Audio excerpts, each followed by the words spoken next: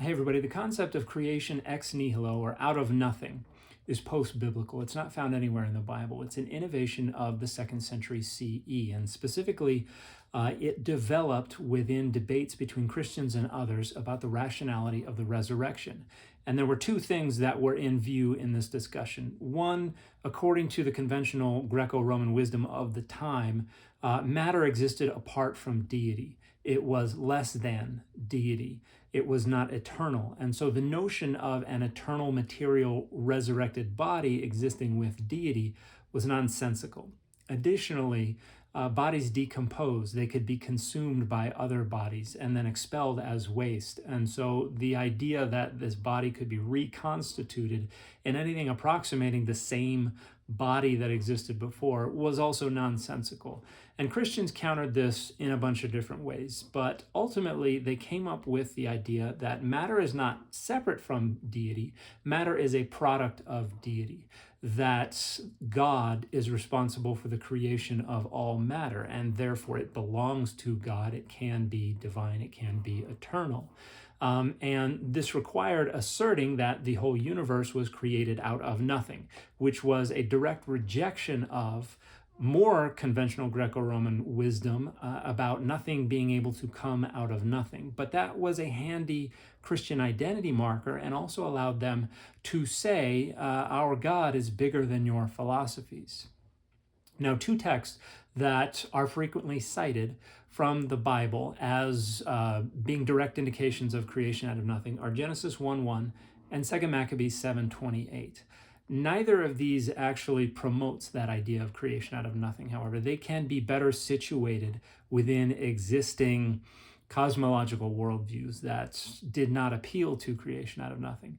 The scholarly consensus regarding Genesis 1, the whole chapter, not just the first verse, is that it points to creation out of existing material. And that holds even if we accept the traditional rendering of Genesis 1:1 as in the beginning, God created the heavens and the earth. Now, a more likely rendering that does away with some of the grammatical problems is when God began to create the heavens and the earth was tohu vabohu. And this is a poetic couplet that is probably not used so much for any kind of semantic specificity as for the rhyme. It probably means something like Robert Alter renders welter and waste, suggesting it refers to kind of the trackless expanse of the desert. In other words, it does not have a recognizable form or function, but it is materially there. And the verse is just referring to the state of the earth and the heavens when the creation of their form and function as we recognize them today, or at least as they recognize them in the time period in which Genesis 1 was written. And so this is not creation ex nihilo by any stretch of the imagination. Now, 2 Maccabees 7:28 is from a much later time period. We are in the 2nd century, 1st century BCE, maybe even into the 1st century CE. But we have a more Greco-Roman worldview influencing the author here. But the mother says to one of the sons, look at the heavens and the earth, or the sun and I don't remember exactly what the wording is there, but she says, and know that they were not made from what is. And the phrase there in Greek is uk ex onton, not from the being. And onton, the being, is sometimes interpreted to mean existence. So this refers to things not being made from that which exists. In other words, made out of nothing.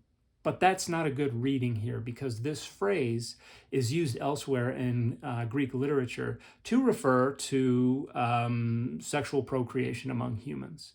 And it reflects a more Aristotelian view of being and non-being as two different states in which matter could exist. The non-being didn't refer to non-existence. It referred to not having form and function.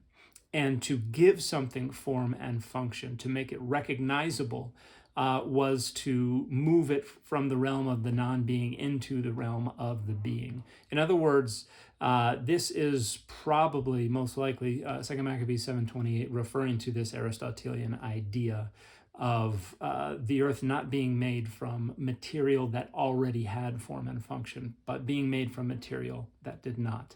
I'm going to put up some recommended reading on the screen here. So if you want to track down some of this scholarship a little more, including some more recent scholarship that doesn't agree totally with me, but is trying to take seriously some of the objections that have been raised over the last few decades regarding creation ex nihilo in the Bible. So if you're looking for more reading, go ahead and check it out.